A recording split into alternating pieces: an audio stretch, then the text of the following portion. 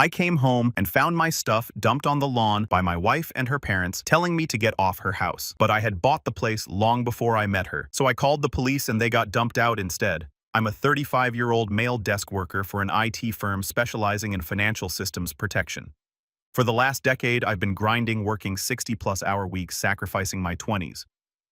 While most of my college buddies were out partying, I saved every penny I could while living in a cramped apartment with 2 roommates who were questionable at best when it came to basic hygiene. One of them literally never washed his dishes. They just soaked for weeks. But I put up with it because I had a goal. Finally, at 28, I bought my dream house. Not a mansion, but a really nice 3-bedroom ranch on a quiet street with mature trees and decent neighbors. It had a finished basement where I set up my gaming station and home office, a backyard big enough for her a dog, which was always the plan, and a kitchen that didn't make me want to cry every time I cooked. I put down $80,000 I'd been saving since college graduation. My parents helped with $20,000, but I paid them back within 2 years because I didn't want to owe anyone. I was damn proud of that house and what it represented, actually achieving something substantial through hard work and delayed gratification. I met Sophia, a 34-year-old female, on Bumble about 5 years ago. She seemed cool at first, claiming to be into hiking and video games and describing herself as low maintenance in her profile. She had this quirky laugh that I found endearing and could talk for hours about true crime documentaries, which I was into at the time. We dated for a year, moved pretty quickly, and got married at a courthouse with a small reception at my place. She moved into my house, which I'd already owned for 2 years. There were red flags I ignored because I was admittedly just happy to not be single anymore. She worked as an executive assistant but called in sick constantly. She expected expensive birthday, Christmas, Valentine's, and anniversary gifts, but got me stuff from the clearance rack. Her parents treated her like she was still 16 and she let them. She had anxiety that conveniently acted up whenever there was a chore to do. She never once offered to split any house-related expenses and had a mysterious shopping habit that somehow never affected her meager bank account. I later found out my credit card was funding it. I got home around 6:30 in the evening after a killer deadline. Having coded for literally 14 hours straight, debugging a critical security patch. My brain was completely fried, my eyes burning from staring at screens all day. Dreaming of crashing on my couch and maybe playing some Xbox to decompress, I pulled into my driveway and had to slam on the brakes because there was a pile of stuff on my front lawn. My stuff. My faded college hoodie from State University was lying in the grass getting damp.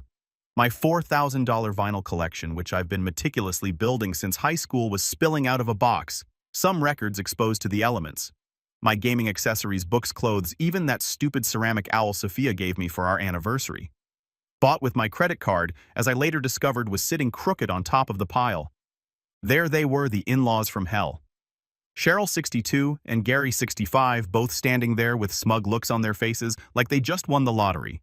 These people have never worked real jobs in their entitled lives. Gary manages some family property he inherited from his daddy, and Cheryl's entire identity revolves around being Sophia's mom and shopping at Nordstrom. Both were wearing designer clothes while standing on my lawn throwing my stuff around. Sophia was hovering by the porch, arms crossed, looking away like she couldn't meet my eyes.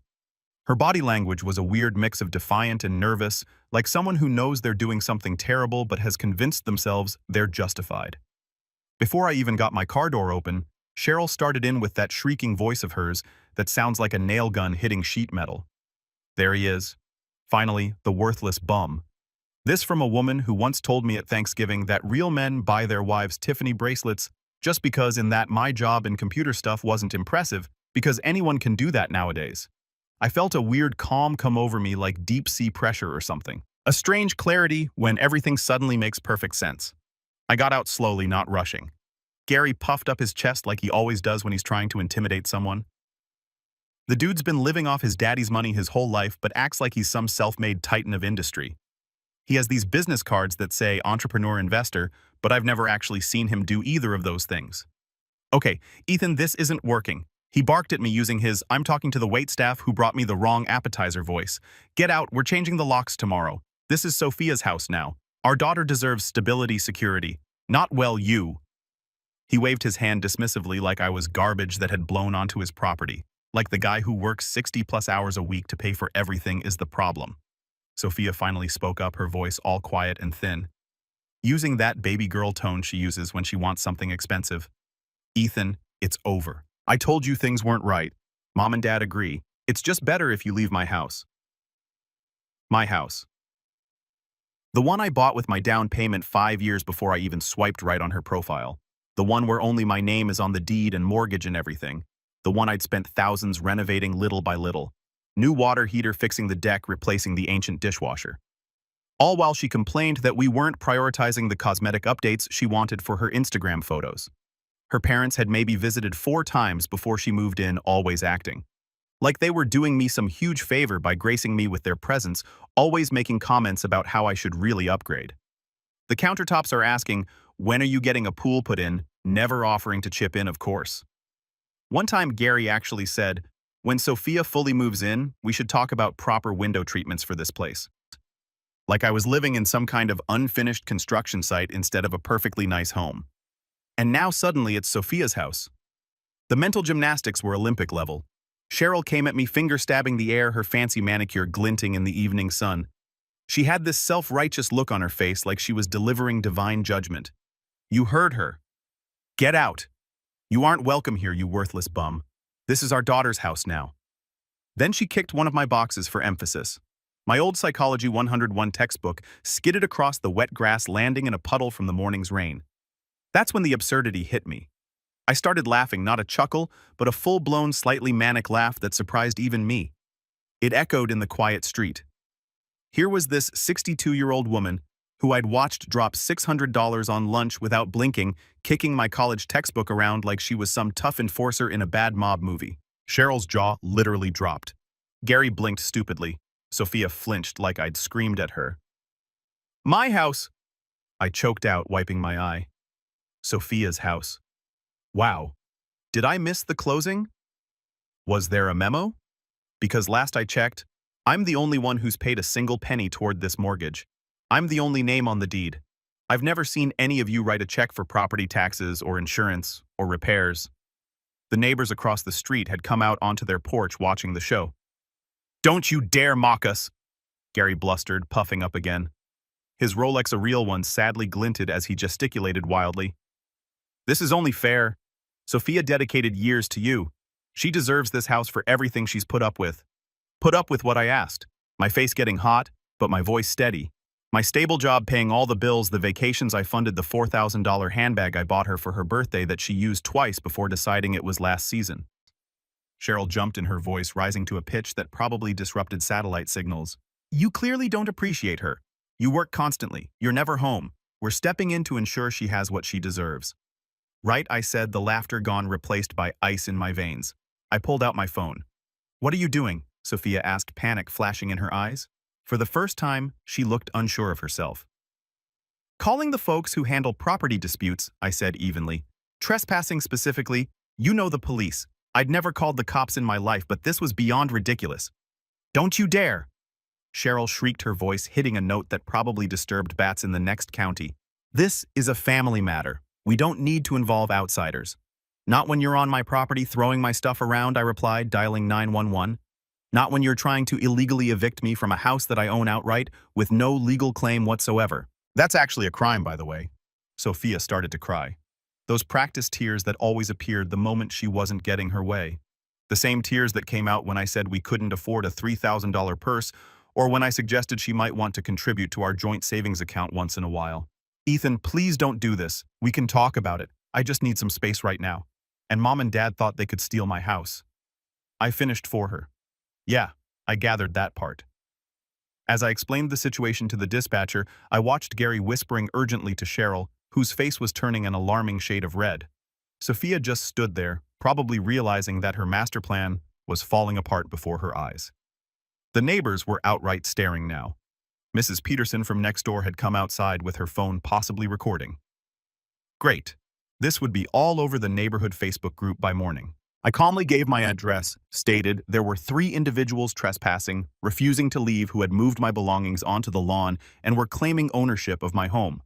I could hear Cheryl in the background, practically gargling with rage, yelling that I was the one who needed to leave. My name is on the deed and mortgage. I've lived here for 7 years.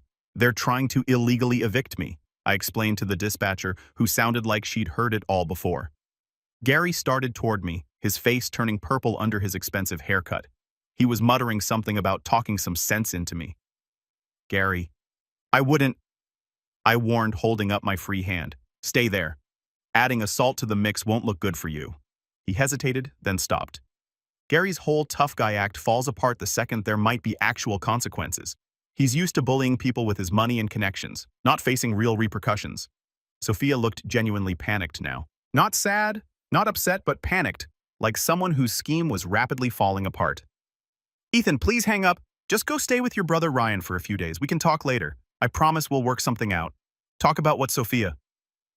My voice was flat. The betrayal felt like someone had punched me in the stomach. 3 years of marriage, and this is what it came down to. The part where you plotted with your parents to illegally kick me out of the house I own, or the part where you stood by while they threw my life onto the lawn. Which bit requires clarification? She winced. Actually physically winced. Mom? Dad, maybe we should go. We can come back tomorrow with... We're not going anywhere, Cheryl snapped, adjusting her designer sunglasses even though the sun was nearly down. This is your house, Sophia. Don't be weak now. He's bluffing about the police. I wasn't bluffing.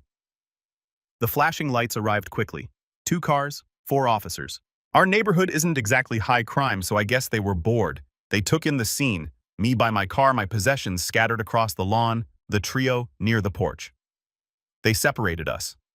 2 officers talked to Cheryl, Gary, and Sophia, while the other 2 spoke with me. I explained the situation, showed my license with the matching address, pulled up photos of the deed on my phone, mentioned it was solely mine premarital. I showed them my key in the lock and the years of mortgage statements on my banking app. The senior officer listened, nodded, his face unreadable. He then rejoined the other group. I couldn't hear everything, but I caught snippets. Legal resident civil matter for the courts. Must vacate the premises immediately. Sophia was doing the crying thing again with Cheryl's arm around her. Gary was puffing up his chest, talking about misunderstandings and how I was mentally unstable. Classic Gary trying to rewrite reality when things don't go his way. I've watched him do this countless times at family gatherings, changing the story until he comes out looking like the hero. Not this time, Gary. Not with my house. Mrs. Peterson was definitely recording now, not even trying to be subtle about it. The neighbors across the street had brought out lawn chairs, great dinner, and a show. The senior officer, a guy with salt and pepper hair, and the patient expression of someone who's seen every variety of human stupidity, finally walked back to me. Sir, we've explained the situation to them. This is clearly your residence, and they have no legal right to remove you or your belongings. They need to leave immediately. I nodded, relief washing over me. Thank you, officer. However, he continued, I should note that this is ultimately a civil matter. If there are disputes about property ownership, those need to be settled in court. I understand, I said, but there's no dispute. The house is solely in my name. Purchased before marriage. He nodded. That seems straightforward. Then what happened next will forever be one of the most satisfying moments of my life. Cheryl went absolutely nuclear when the officers told them they had to leave. Her face turned a weird shade of purple that clashed horribly with her obviously dyed blonde hair. It's her marital home. He can't just throw her out. We aren't leaving. She shrieked, gesturing wildly. Do you know who we are in this community? Gary puffed up again, adjusting his Rolex like it gave him superpowers. We're staying to protect our daughter. This man is unstable rich, coming from the guy who once told me at Christmas that prenups are for men without balls when I casually mentioned a friend getting one. The officer's patience visibly thinned. Ma'am, sir, this isn't optional. This is his property according to the ID provided and his legal statement. You are trespassing. You need to leave now. Cheryl planted her designer shoes on my lawn and just said no. And then added, do you know who my husband is? We have connections in this town. We play golf with Judge Harmon. They don't. They live 45 minutes away in a McMansion. They're probably underwater on. And Judge Harmon retired 3 years ago. That was it. One officer took Cheryl firmly by the arm. She shrieked like she was being murdered and tried to pull away, screaming, How dare you touch me? I'll have your badge. Another officer firmly steered Gary toward the sidewalk. It wasn't rough, but it was decisive. Gary kept saying, This is outrageous. In this fake, dignified voice, while simultaneously threatening to end my career and have the officers fired, physically escorted off my property, yelling threats and insults the whole way. You'll regret this. We'll see you in court. Sophia deserves everything. You're nothing without her. Your job is a joke. Your family is trash. Sophia trailed after them, head down, crying those perfectly timed tears she always uses when she doesn't get her way. The same tears she used when I wouldn't agree to drain my 401k for the dream European vacation her parents convinced her she deserved. She didn't look back at me once, just followed her parents like a programmed robot. The officers made sure they got in their car. A BMW X5 that Gary loves to mention is fully loaded at every opportunity, which was parked suspiciously down the block like they knew they were doing something shady. As they drove off, one officer turned to me. "Sir, I'd recommend changing your locks as soon as possible and document everything if there are further incidents." I nodded, thanking them profusely for their help. As they left, my phone exploded with texts, missed calls, and voicemails. Cheryl's incoherent rage. "You pathetic excuse for a man. My daughter deserves your house and everything in it. You will pay for humiliating us." Gary's fake, disappointed guilt trips. "I thought you were a better man than this, Ethan. After everything our daughter did for you. After we welcomed you into our family." Translation. After I paid for their anniversary dinner last year and fixed Gary's laptop for free multiple times. Sophia's whining texts. "Ethan, please call me. It's not what it looks like. My parents were just worried about me. We can fix this. I'm at the Marriott and it's so uncomfortable. I miss our bed." I ignored them all. I methodically gathered every single item from the lawn, careful to check for damage. I found my rare first pressing of Pink Floyd's Dark Side of the Moon with water damage on the cover. I saw her Instagram open on our shared iPad. She'd already posted a crying selfie with the caption, "Sometimes the people you trust the most betray you," with her parents commenting supportive nonsense. 40+ likes already. I carried everything back inside, locked the door, and went through every room looking for anything else missing or damaged. My first call the next morning was to a locksmith. $450 to change every lock. My second was to the meanest divorce lawyer in town, which led me to Mr. Davies. They actually thought this would work, that I'd just hand over a $520,000 house I bought with my own money to their precious princess. Unfreaking believable. It's been 3 weeks since the lawn incident and things have gotten messy. First, thanks for all the comments and support on the last post. RIP my inbox. But seriously, it's good to know I'm not the only one who's dealt with psycho in-laws trying to claim property that isn't theirs. I met with my lawyer, Mr. Davies, a sharp-focused ex-military guy who doesn't take nonsense from anyone. His office has this minimalist vibe that somehow screams, "I will destroy your enemies without a single threatening word." I laid out the whole story. Documentation in hand, deed, mortgage, tax bills, all predating Sophia, all solely mine. I've paid $2,250 a month for the mortgage for years, while she contributed exactly $0. Not even once did she offer to chip in for property taxes or home insurance. He confirmed my position with badass confidence. The house is separate property. End of discussion. Legally, Sophia might have a theoretical claim to a tiny slice of appreciation if she could prove substantial direct contribution, which Davies said was about as likely as me becoming the next Batman. Based on the financials I provided, I paid for everything significant. Mortgage, property taxes, homeowner's insurance, all repairs.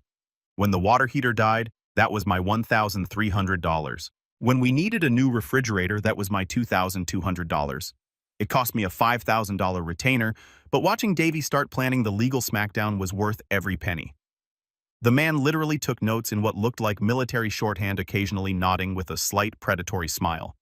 He started drafting the divorce petition, immediately citing irreconcilable differences, but including a factual summary of the lawn incident as context for her behavior. "We're establishing a pattern of entitlement and attempted property theft," he explained with a slight smile that honestly gave me chills. Judges don't like seeing this kind of behavior. The harassment didn't stop. It just mutated into a multi-headed hydra of nonsense. Constant calls at all hours. Caller ID is my friend. I'd wake up to 17 missed calls from various numbers that all turned out to be them. Texts ranging from Cheryl's all-caps threats. "No one treats my daughter this way. We have friends in this town," to Gary's attempts at manipulation. "Think of the good times. Ethan, don't throw it all away. We can work something out where everyone wins." Translation. Where they win. To Sophia's pathetic pleading, "Ethan, please talk to me. I miss you. I didn't mean for it to go this far. Mom and Dad just want what's best for me. I need some of my things." Then Sophia's older sister, Heather, 38, entered the fray. For context, Heather always fancied herself the family fixer, but she's really just the family bully. She's the one who once told me at Thanksgiving that I shouldn't expect to be treated like family until I'd proven myself worthy, whatever that means. She started with fake sweet texts. "Ethan, honey, you need to talk to Sophie. This is tearing her apart. She's lost 5 pounds from stress." Meanwhile, Sophia's Instagram showed her out at brunch with friends looking just fine, sipping mimosas and smiling.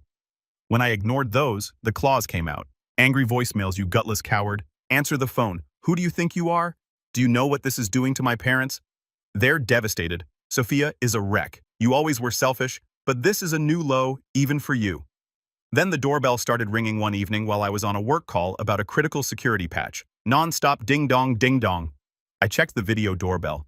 Heather looking furious. Expensive purse on her arm. Wonder who paid for that. I ignored it. Then the banging started loud enough to rattle the door frame. I had to mute myself on my call. Ethan, open this damn door, you pathetic coward. You think you can just kick her out after everything, after all my family has done for you? They once brought a $7 bottle of wine to dinner and acted like they funded my college education. The projection was stunning. I saved the video, called the non-emergency line, referenced the prior incident, and emailed the footage. The cops paid a visit. The same officer as before. Officer Rodriguez, who deserves a medal for his patience, told me later that Heather tried to convince him I was mentally unstable and holding Sophia's family heirlooms hostage. The direct harassment from Heather stopped after what I assume was a come-to-Jesus talk from Officer Rodriguez, but I knew she wasn't done. These people are like termites. They just find a new way in. The psychological warfare shifted to subtler stuff. I got a fraud alert on my AMX for a $3,900 Louis Vuitton purchase I didn't make. I caught it and had the card canceled. An alert from my bank about a blocked suspicious login attempt to my retirement accounts. I changed passwords everywhere and added double authentication. These vultures were trying to drain me financially. Then came the deluge of junk mail for Sophia at my address. Bridal magazines. We're getting divorced. Parenting catalogs. We have no kids. She always said she wasn't ready. Credit card offers galore. Davies explained this was likely an attempt to establish residency or create a paper trail, making it look like she still lived here. I marked everything returned to sender address, no longer resides here, and sent it straight to recycling. Gary and Cheryl started with slow, creepy drive-by past the house in their BMW X5 financed, according to my neighbor who works at the dealership. Then Gary escalated, slowing down, while I was mowing the lawn and yelling, "Enjoy it while you can. You'll be in an apartment soon." Before speeding off, it felt like something out of a bad movie. I spent $1,200 on a comprehensive security system with 4 high-end cameras covering every angle of my property. Best investment ever. The smear campaign went nuclear. My brother Ryan called saying Heather had ambushed him at his work, launching into a tirade about how I was unstable, abusive, controlling, and had tossed Sophia out penniless after I supposedly had an affair with a coworker.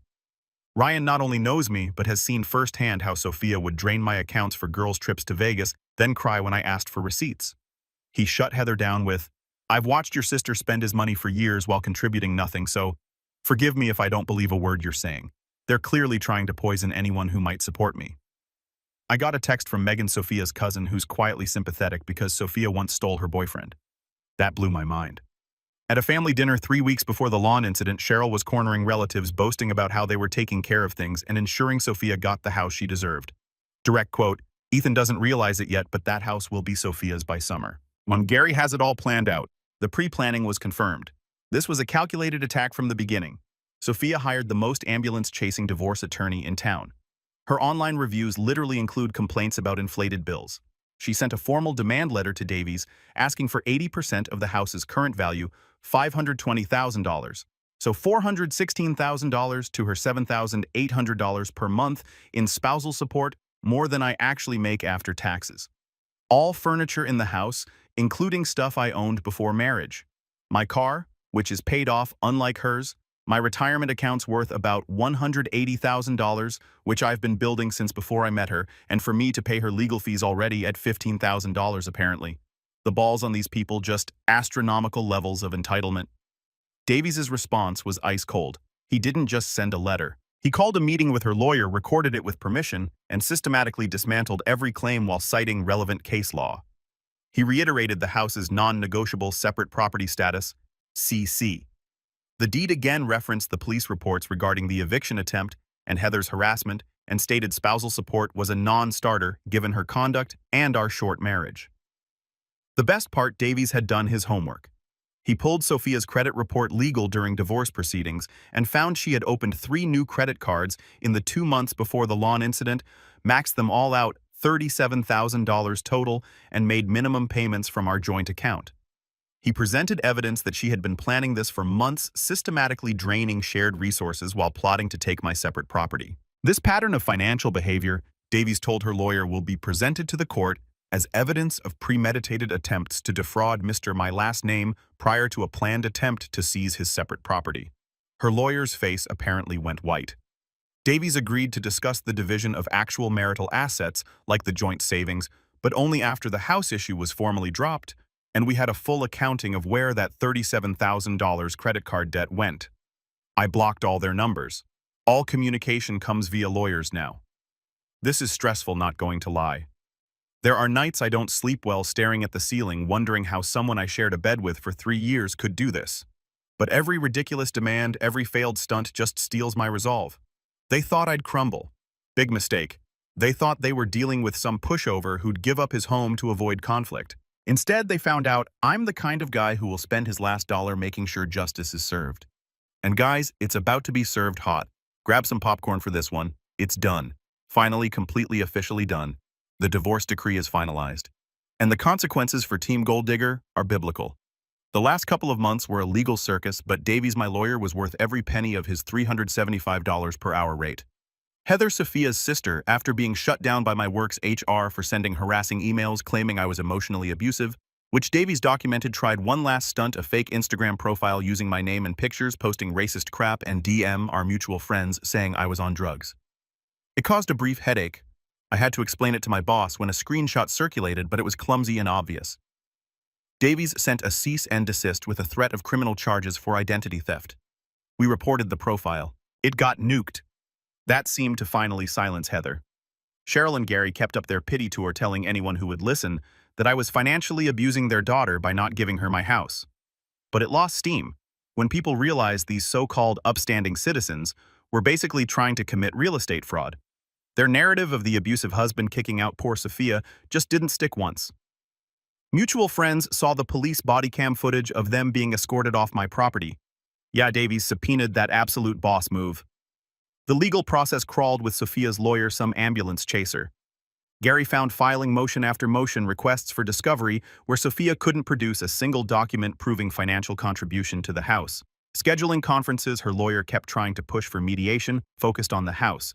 Davies shut it down every time with 3 simple words: separate premarital property. Finally, in a pretrial settlement conference faced with 0 legal standing on the house-documented harassment, and the judge basically signaling, "Stop wasting my time," Sophia's lawyer advised her to cut her losses, the revenge legal financial, and served ice cold. Here's where it gets good.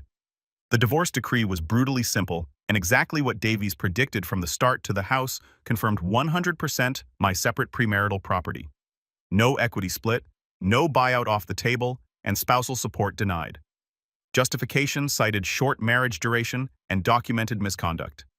The lawn incident, harassment, and assets. We split the joint savings, $12,000 total. Mostly my money. She gets her personal belongings, that's it. But here's the cherry on top. Davies found out through discovery that Gary had loaned Sophia $65,000 over the past year, which explains the mysterious shopping sprees in her new boob job that I supposedly didn't appreciate enough. Davies successfully argued this was an attempt to hide and drain marital assets. Since these transfers happened as our marriage was deteriorating, the judge agreed and ordered Sophia to repay me $32,500, half the amount from her share of our assets. After the judgment, Sophia called me sobbing. Turns out that loan from Daddy wasn't a gift after all. Gary expected to be paid back from the house money they were so sure they'd get from me. Now she owes him $65,000 and me $32,500. Has no job. She quit her admin position back in March, assuming she'd be set for life, and Gary and Cheryl are furious. Here's where it gets even better. Remember those designer clothes and jewelry Sophia kept buying? Davey suggested I request an inventory of items purchased during the marriage. Anything bought with my income during marriage is technically marital property. I got half the value of her Cartier bracelet, Louis Vuitton bags, and her entire Sephora collection. Total value $18,000 to me. Watching her face as she realized her shopping addiction was now costing her was priceless. The belongings hassle. Sophia ignored requests to pick up her stuff for weeks, probably thinking she'd be moving back in. Davies advised packing it professionally and storing it to avoid claims of damage. I paid the initial storage fees up front to get her crap out of my house. She refused to pay the ongoing storage fees. I let the unit go to auction after proper legal notice. Someone got her priceless collection of designer shoes for $350. Sucks to be her. The financial implosion, absolute perfection, absolute. Sophia's credit is wrecked from all the cards she maxed out. Cheryl and Gary co-signed a lease on a $3,800 a month luxury apartment for her banking on the house payout. Now Sophia has no job, owes nearly $100,000, and Cheryl and Gary are stuck covering her rent. My buddy who works at Gary's bank, yeah, I know, small world, told me confidentially that Gary had to take out a HELOC on their own house to cover their suddenly mounting expenses. Then last week, the begging started. First, Sophia, Ethan, please. I'm desperate. My parents are going to kick me out. I have nowhere to go. I made a terrible mistake listening to them. Can we please talk? I still love you. Then Gary, if you can believe it, called from a block number. Look, we may have overstepped. Perhaps we can discuss an arrangement. Sophia is really struggling. Translation: help us fix the mess we created. The final humiliation came when Cheryl sent me an email. Ethan, I know we've had our differences, but Sophia is in a very bad place right now. Perhaps we could meet for coffee and discuss how to move forward in a way that benefits everyone. Gary and I are prepared to be reasonable. This from the woman who called me worthless and tried to steal my house. I sent all communication to Davies, who responded with a formal letter stating any further contact would be considered harassment and result in a restraining order. He attached copies of the original police report, showing them trying to illegally evict me, just as a friendly reminder. They're completely isolated. My friends who initially stayed neutral came back with apologies once they saw the evidence. Sophia's friends figured out she was using them for free dinners and weekend crash pads and cut her off. They tried hosting a fundraiser for her legal fees. 3 people showed up, including Heather. How am I doing? Freaking great. I upgraded my gaming PC with the money I'm saving, not supporting her shopping habit. I lost 15 pounds of stress weight. I got promoted at work. Turns out focusing on your career instead of dealing with entitled in-laws has benefits. I bought a German Shepherd puppy named Justice. Yes, I went there. I started dating a corporate attorney who thinks what Sophia and her parents did was textbook real estate fraud and borderline criminal. The house feels like mine again. I painted the living room the color Sophia hated, converted her meditation room that she used twice into a proper home office, and installed the hot tub she said was tacky in the backyard. They tried to take everything. They ended up with crushing debt-damaged relationships and a permanent record of their attempted fraud. I've got my house, my sanity, and the satisfaction of knowing that every time they see a BMW like mine drive by, they're reminded of how spectacularly their plan backfired. Justice isn't just the name of my dog. It's what happens when entitled people mess around and find out. Thanks for all the support, everyone.